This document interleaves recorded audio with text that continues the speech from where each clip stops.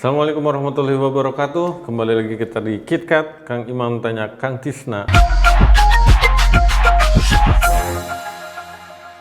Di episode kali ini kita akan membahas tentang kenaikan BBM. Kenaikan BBM yang mana rezim ini dulunya ya partai PDIP ya. Dulunya ketika di zaman SBY adalah menjadi pihak yang menolak kenaikan BBM gitu. Tetapi tidak dengan sekarang malah menjadi pelaku yang menaikkan BBM gitu. Kang Tisna, coba kita bahas ini. Karena sudah risau nih ibu-ibu di rumah. Iya, memang menarik ya. Jadi di era saat ini biasanya pada masa-masa presiden sebelumnya demo BBM itu sebelum dinaikkan gitu. Ya. Tapi sekarang ini memang trennya itu kan tahu-tahu naik. Jadi kadang tengah malam gitu kan. Yang kemarin mah gini, tanggal 1 bulan September akan naik. Ternyata enggak. Iya, udah terhibur lah gitu. Udah terhibur. Tiba-tiba emang beneran naik. Jadi kalau sekarang ini demonya setelah harganya naik gitu. Dan kayaknya mungkin ini juga habis pandemi gitu. Jadi kayaknya perasaan rakyat itu benar-benar ingin dicurahkan gitu. Ya dong. Jadi demonya ini berjilid-jilid. Gara-gara pandemi itu kan banyak perusahaan tutup dan belum pulih gitu ya. Iya, jadi kita lihat nih demonya kayaknya belum berhenti gitu sampai sekarang gitu ya. Iya. Seperti itu. Dan yang menarik tadi PDIP ini pada zaman Pak SBY itu sebagai oposisi itu punya argumentasi yang kuat sekali supaya tidak menaikkan harga BBM gitu, seperti itu. Paling tidak kalau saya secara pribadi ada dua catatan Kang Imam. Yang pertama itu pada saat Pak SBY itu menaikkan harga BBM, PDIP itu waktu itu membuat seminar di DPR dan itu ditayangkan di televisi nasional. Itu ditayangkan di televisi nasional.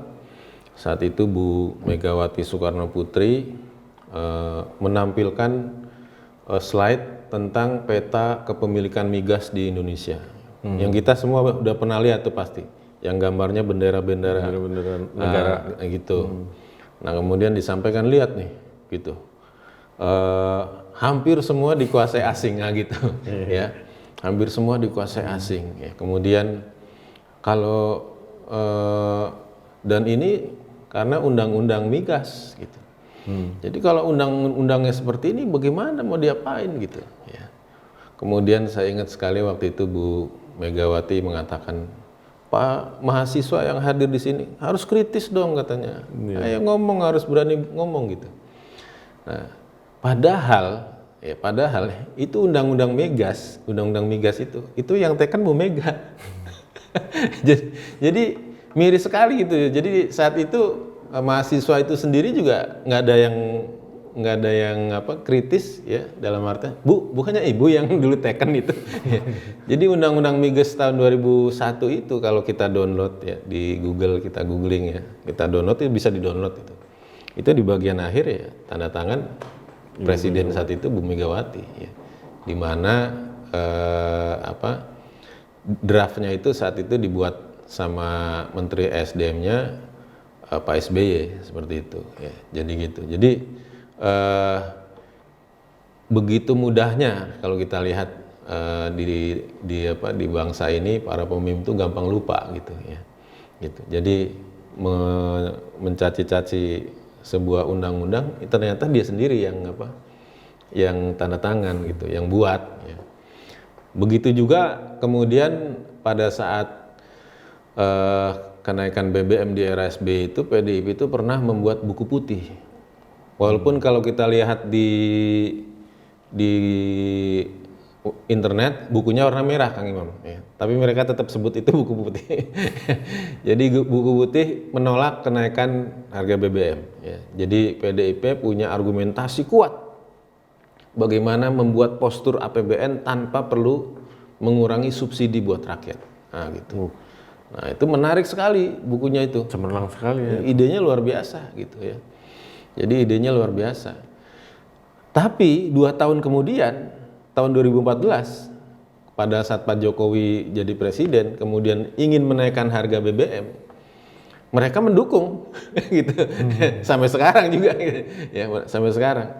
Jadi 2014 itu banyak dari berbagai partai, dari Demokrat, dari PKS, ngingetin, loh, Anda kan punya buku putih katanya, terapkan saja buku putih yang dulu Anda Anda keluarkan. Gimana gitu. caranya biar nggak Iya. naik? Bagaimana caranya postur APBN itu tidak perlu ngurangi subsidi untuk rakyat seperti itu. Karena ngomong subsidi ini kan udah dari zaman Iwan Fals tahun 82 tuh. Waktu anaknya lahir ada BBM naik tinggi karena ada orang pintar tarik subsidi itu. Jadi udah dari dulu tuh, dari zaman Pak Harto gitu. Dan mereka punya buku putih itu. Tapi yang menarik, tahun 2014 justru PDIP mengeluarkan pernyataan, kami akan keluarkan lagi buku putih. Tapi buku putih untuk mendukung kenaikan harga BBM, katanya gitu. Ya gitu. Jadi gitu. Jadi catatan yang kedua ini sekali lagi juga begitu mudahnya lupanya di negeri ini ya, Pak penguasa dulunya sempat punya argumen ya, tapi giliran jadi penguasa lupa lagi gitu. Begitu juga kita tahu bagaimana para penguasa ya, yang sekarang duduk di pemerintahan, dulunya juga zaman Pak Harto itu kan juga mengatakan bahwa mereka mengkritik kebijakan Orde Baru itu kan untuk kebaikan negeri ini gitu ya. Tapi sekarang kita bisa lihat pada saat jadi penguasa juga mereka dalam tanda kutip seolah-olah menutup telinga kalau mendapatkan kritik dari rakyatnya seperti itu. Bahkan dari wakil rakyatnya saja udah gerah gitu. Jadi kalau ada yang protes di DPR menyampaikan pendapat tidak setuju kenaikan BBM, nggak lama dimatiin mic-nya. Ya kan? Jadi dimatiin mic-nya, cukup Pak. Udah habis waktunya, udah habis. Itu kayaknya trademarknya itu. Iya gitu. Dan kayaknya kita baru ketua DPR yang sekarang ini nih ada matiin mic itu. Gitu ya. Jadi kalau kita lihat bagaimana di sini sebenarnya masalahnya bukan masalah tahu solusi atau tidak tahu solusi. Kalau ngerti masalah, ngerti solusi, PDIP tahu ya. Karena dulu pernah membuat seminar, pernah mengeluarkan buku putih sampai ya, mengonsep kan. Iya, dikonsep. Artinya kan kalau itu bahkan buku putih itu kan disebar di gedung DPR, dibagi kepada seluruh wakil rakyat, dicetak 40.000 eksemplar ya. Kalau disebar di gedung DPR itu kan, di gedung DPR itu kan orang-orang pinter, ada profesor segala macam gitu ya. Artinya argumentasi yang dibuat di buku itu benar-benar kuat gitu loh, seperti itu ya. Jadi kalau bicara solusi, bahasa kasarnya ya mereka nggak perlu diajarin sebenarnya ya. Mereka udah tahu solusinya seperti itu ya. Jadi kita lihat ini masalah political will ya. Masalah mau atau tidak. Iya, mau atau tidak ya. Jadi kalau bicara subsidi ya, alasan defisit, tidak ada uang, kurang dana untuk menutup subsidi ya.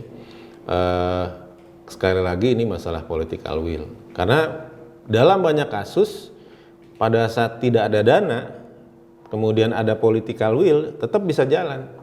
Misalkan pengen bangun IKN ya kan. Ingin bangun ibu kota baru ya, nggak punya duit, tapi kalau pengen bisa diadakan gitu kan gitu. Pengen bangun kereta cepat ya, Jakarta Bandung, nggak ada duitnya, tapi kalau pengen ya ada political will tetap jalan seperti itu. Artinya bagaimana harusnya seorang penguasa ya, seorang pemimpin tuh harusnya apa yang harus dia prioritaskan terlebih dahulu ya. Harusnya ya dia prioritaskan rakyat dulu seperti itu.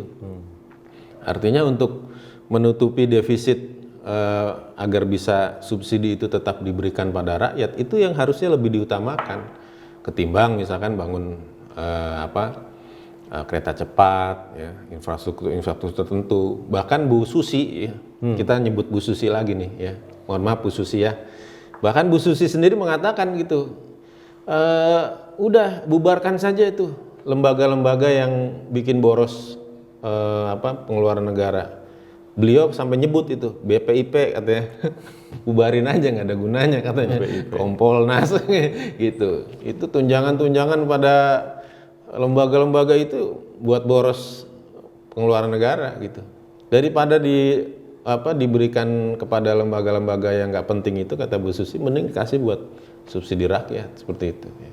Jadi ini kan sekali lagi masalah political will. Pinter Bu Susi ini. Ya, oke. Ada salam buat yang lagi demonstrasi mungkin di lapangan, apa pesannya? Ya, diniatkan pada saat demo itu menyampaikan pendapat itu untuk muhasabah kepada penguasa, mengingatkan penguasa, ya. Sehingga kemudian bisa bernilai ibadah, ya. Karena amar ma'ruf nahi mungkar termasuk melakukan muhasabah kepada penguasa, itu termasuk aktivitas yang memiliki pahala yang besar, ya. Dalam hadis disebutkan akramus syuhada. Kemudian dalam lafaz yang lain disebutkan, dalam riwayat yang lain sayyidus syuhada, ya. Apa tuh artinya? Jadi akramus syuhada, orang yang paling mulia di antara para syuhada, ya. Akramus syuhada Hamzah bin Abdul Muthalib, ya. Atau sayyidus syuhada, pimpinannya para syuhada itu adalah Hamzah bin Abdul Muthalib. Kemudian ada yang selevel dengan beliau, wa rajulun qoma ila imamin jair. Kemudian seorang laki-laki yang berdiri di hadapan pemimpin yang jair, ya, yang keji, ya, yang zalim. Kemudian dia melakukan amar ma'ruf nahi mungkar, kemudian dia dibunuh seperti itu. Maka dia matinya mati syahid. Jadi sehingga aktivitas muhasabah ini adalah aktivitas yang sangat tinggi nilainya. Tinggal bagaimana kita pada saat melakukan muhasabah ini dalam rangka ingin menyampaikan nasihat, ya, kepada penguasa, ya. Nah, penguasa juga harus menangkap itu sebagai nasihat juga, gitu.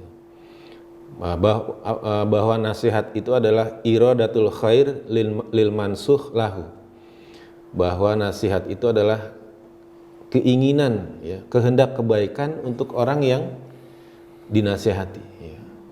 Jadi adanya keinginan bagi orang yang dinasihati itu, baginya itu mendapatkan kebaikan dengan nasihat itu, gitu. Jadi bukan kemudian pada saat orang itu mengkritik, orang itu menasihati, berarti dia posisinya musuh, gitu. Ya, posisinya oposisi, gitu. Ingin menjatuhkan, ya. Makanya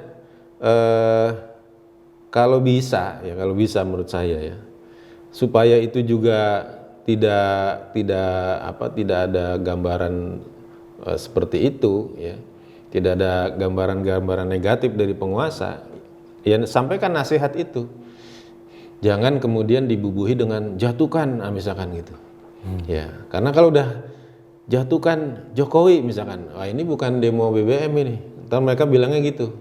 Ini demo mau jatuhin penguasa, gitu, seperti itu.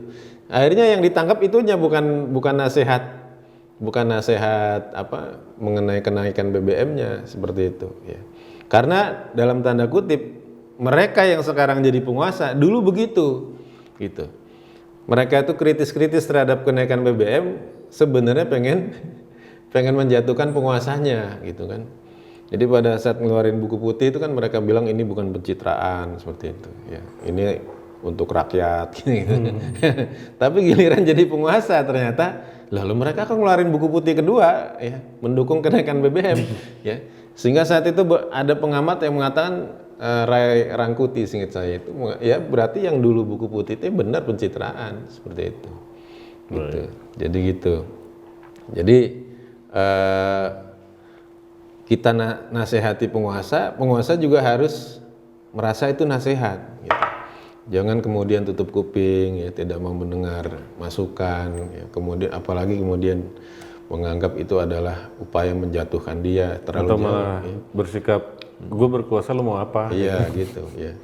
Dan memang sekarang ini dibutuhkan orang-orang yang konsisten dengan ucapannya gitu. Jadi kalau dulu katanya kangen di demo gitu ya, kemudian kalau ada yang demo, saya akan ajak bicara. ini momen, ya, momen untuk buktikan ucapan itu. Jangan kemudian, jangankan istilahnya mau demo, ya, tempat demo itu sendiri aja udah dilarang di situ misalkan ya, ya misalkan demo di depan istana itu sendiri misalkan sudah dilarang. Ya. Kalaupun demo misalkan nggak boleh pakai pengeras suara, misalkan gitu. Ya itu gimana kemudian mau bisa menyampaikan nasihat itu. Ya. Gitu. Baik, sepertinya sudah banyak sudut pandangnya dari kita ngelihat ke penguasanya, kemudian adik-adik yang sedang berdemo. Mudah-mudahan tayangan ini membawa manfaat bagi yang mendengar ya. Sebarkan jika suka dan jangan lupa like, comment, and share. Kita tutup episode kali ini. Assalamualaikum warahmatullahi wabarakatuh. Waalaikumsalam warahmatullahi wabarakatuh.